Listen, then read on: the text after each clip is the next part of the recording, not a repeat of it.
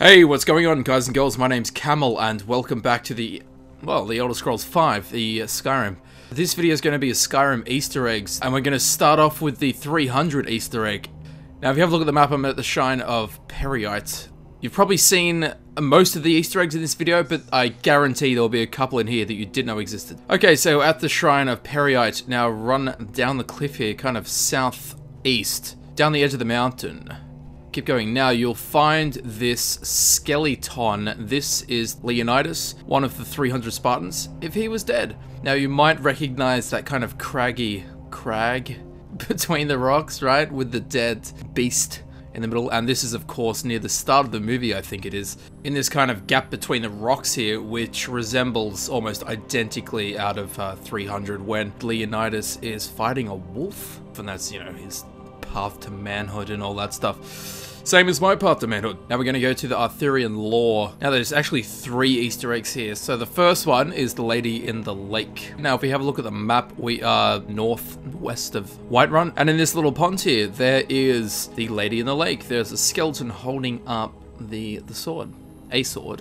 But yes, this is an obvious representation of the lady in the lake holding up Excalibur. There it is. Now, like I said, there's actually 3 Arthurian lore references. Now, if we take a look at the map here, for the second Arthurian lore, the Sword in the Stone, current rebels Kieran, it's east of Markarth. And right outside the opening to the cave, we'll find Kieran with blood, bones, and most importantly, a sword in the top. And here you have it, the Sword in the Stone. What a beautiful sight. Okay, now thirdly, no one ever covers this one. It is a lot more subtle than the other 2. So what I'm doing in the moment is going to the Lady Stone.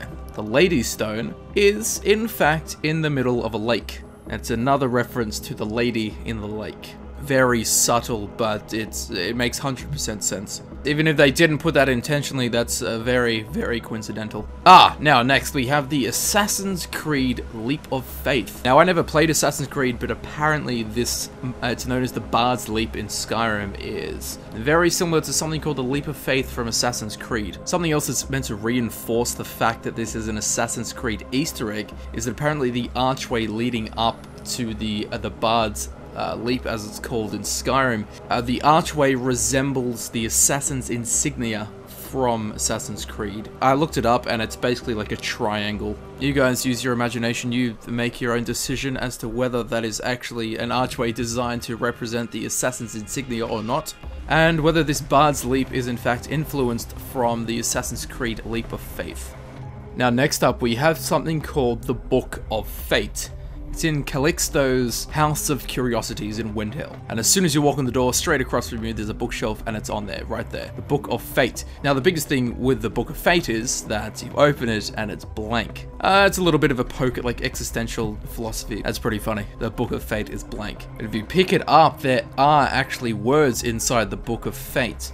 And just quickly, while we're in Calixto's House of Curiosities, on the bookshelf next to it, there's another little Easter egg. Ysgramor's soup spoon, which, as you can obviously see, Ysgramor's soup spoon is Ysgramor's soup fork. That is quite obviously a fork. Now, onto a Sleepy Hollow Easter egg. Yes, the Headless Horseman. I encountered him right outside of Solitude and followed him the whole way to near Whiterun, so I don't know if there's a specific path that he follows. And as you can see, he is a spectral headless horseman. I followed him for like 30 minutes and I couldn't quite keep up because I was running and not on a horse. But if you follow him all the way to his destination, he will eventually lead you to Dustman's Cairn. There'll be a couple of skeletons. There should be a boss loot chest down there as well. But yeah, there you go. That's the Headless Horseman slash Sleepy Hollow Easter egg. Next up we have an Easter egg. It's a book called Club and the Dragon. It's an adventure book, and it's a book that's structured in the choose your own fate slash story path, where it will tell you something and then give you a choice and then tell you the appropriate page to go to. Now you can find this in a couple of places throughout Skyrim. The first place that I found this was in Dragon's Reach in Whiterun. So if you want to grab it, that's probably the easiest place to get it. Okay, next up, I've got 2 Lord of the Rings Easter eggs here. This first one is questionable whether it is actually a Lord of the Rings Easter egg. Regardless of whether it's Lord of the Rings related or not, it is still an Easter egg, so I'll show you anyway. Okay, so I'm in Blackreach. You'll encounter it during the main quests, and pretty much from any spot in Blackreach, you will notice the giant, glowing, glorious chandelier orb. Now this is where the Easter egg comes into play. If you use Unrelenting Force, the shout, towards the orb, it will make a kind of bell noise. Now I'll say straight up, there's no quests or lore related to this whatsoever, and what happens is when you use the shout on it, it summons a dragon. This is a unique dragon, it's an ancient dragon. Now this dragon's name is Vulthuriol. There's zero lore, explanation, or reason as to why this dragon's down here. As I said before, there's no quests or references, there's nothing in relation to this dragon. That's why this guy is an Easter egg. Okay, so here's the reason that it's speculated that this dragon could be Lord of the Rings Easter egg. This dragon is obviously a reference to the dragon Smaug from The Hobbit. He's in a dwarven city, just like Smaug. And Vulthuriol in the dragon language translates to Dark Tyranny Fire or Dark Overlord Fire. And one of Smaug's nicknames from The Hobbit is Smaug, tyrannical, chiefest and greatest of calamities. Smaug the Golden. Smaug the Magnificent. Blah blah blah. But the color of this dragon is black and gold. What was that? Smaug the Golden? So I suppose just like all of these Easter eggs, you can make up your mind whether this is a Lord of the Rings / Hobbit reference Easter egg or not. And if not, it's still an Easter egg because it's so hidden and there's no in-game references that would lead you to find this anyway. Now for the second Lord of the Rings Easter egg, we want to go to the Nordic ruin Andgardvund. Now in there, after you open the both locks to this particular gate here, you'll go through. The lady that comes in with you for a quest gets absolutely pumped by those spikes. You go down this hallway and set of stairs to the treasure, but if you have a look behind this cylinder, there's a chest there, an open chest by the way, not a lootable chest, an open chest. What do we find? A broken steel sword, a golden ring, and a severed hand. Now to me this is a rather obvious representation of, oh my god, the Sword of Kings? Is that what that thing's called? The broken sword, he cuts his fingers off, and then, you know, the ring comes off, loses his power. So there's the hand, the ring, and the broken sword. To me, that's a pretty obvious Lord of the Rings reference. The broken sword, the ring, and the severed hand. Next we have the frozen mammoth in the ice.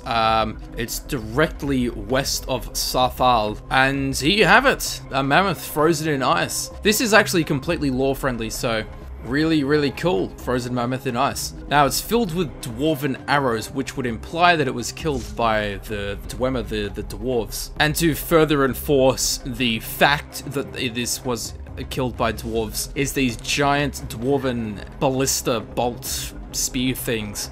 If you take a look at the actual tips of them, they are of Dwemer metal and covered in an ornate Dwemer design. So for me, it is quite safe to say that this was in fact killed by the Dwemer thousands of years before Skyrim took place. The next one I'm going to show you is Mythic the Liar. In Skyrim, he's not that Easter eggy. In Morrowind, nothing he said was lore friendly. It was all stuff like, you are playing a game, stuff like that. As the series have gone on, he's become a lot more lore friendly. He still has some really weird things to say. You will find this guy just randomly wandering around.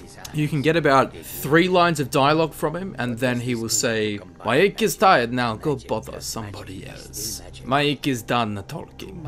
But something interesting that he does say is that his father's name was Mythic, and his father's name was Mythic. So instead of him being this immortal character / Easter egg throughout the Elder Scrolls series, he's in fact, you know, the great grandson of Mythic the Liar from Morrowind. But I like to think he's an immortal kitty cat. Okay, this next Easter egg has 2 very convincing reasons behind it. Okay, so it's the Notched Pickaxe. You'll find it at the very top of the Thread of the World. The Notched Pickaxe. Now, the guy that designed Minecraft, I think, made it, designed it, owns it, whatever, his username on Minecraft is Notch, right? Okay, it's a reference to Minecraft, the Notched Pickaxe. You use a pickaxe in Minecraft, the dude's called Notch. Now, there's another theory that this is a little nod towards some of the first guys that climbed on Mount Everest, but they vanished. There were 2 dudes and they both vanished. Irvin Irvine something. Anyway, there was two guys. They both vanished in like 1913. One of their bodies was found in 1999, and the other guy's body wasn't found. But 100 meters from the summit of Mount Everest, from the very top of Mount Everest, there was a pickaxe found that belonged to the Irvine guy, whose body they never recovered, and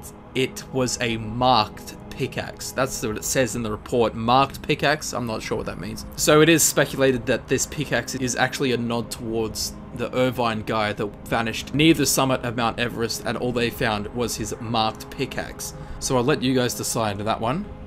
This next one is a little bit random. So you want to go to Dawnstar, go to the Museum of the Mythic Dawn. Yeah, straight inside the door. This museum has a whole bunch of Mythic Dawn related stuff, believe it or not, being the Museum of the Mythic Dawn. It's, you know, got some robes and boots on display, some books, just random Mythic Dawn related stuff. And if we take a look over here, there is a page from the Mysterium Xaxis, and it's in an adept level case. So we open that up. As you can see, this is from Oblivion. If you remember the Mythic Dawn, that symbol is the Oblivion symbol anyway, so you can't interact with this whatsoever, but if you damage it, I'll let you see what happens to this page. There we go. It turns into a bucket. Yes. Lovely. Lore-friendly. Very lore-friendly. So that's pretty cool. I do enjoy stuff like that. For this next one, we want to head to Markarth. Once in Markarth, you want to head up to Endon's house. It'll be locked. Just unlock it, nothing too difficult. Once you're inside, turn left, go down the hallway. There was 3 steps, and to the left of the top of the 3 steps, there is a bookcase. Bottom shelf of the bookcase, some cheese and garlic. The formula for perfect breath. This is Pac-Man. This is a very obvious Easter egg reference. The cheese with a slaughterfish egg as the eye, 3 garlics being the... what are those things? Fruits? Do you harvest fruit? The garlics being the things that you eat, and I think that that glow dust is meant to represent a ghost. Pretty cool. I never noticed that before. Never ever noticed that before. Now for this next one of my favorites, we want to go to Bleak Coast Cave, right here on the map. So what we want to do is go inside Bleak Coast Cave. It's filled with snow trolls. Now, what you want to do, clear out the snow trolls.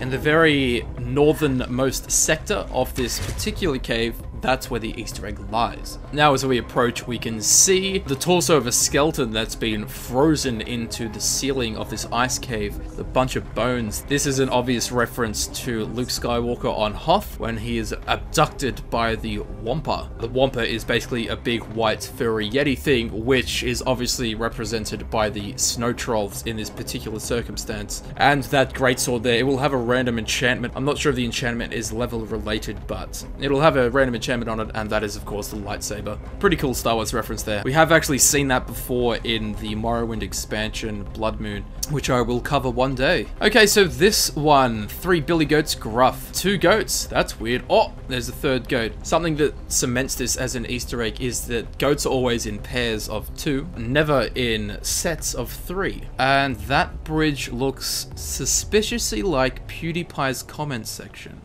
What do I mean by that? Oh, there's a troll. Yes, the 3 billy goats Gruff. I'm not particularly familiar with that story, but I understand that there was a troll under a bridge and 3 goats involved. So the 3 goats is unique to that bridge encounter.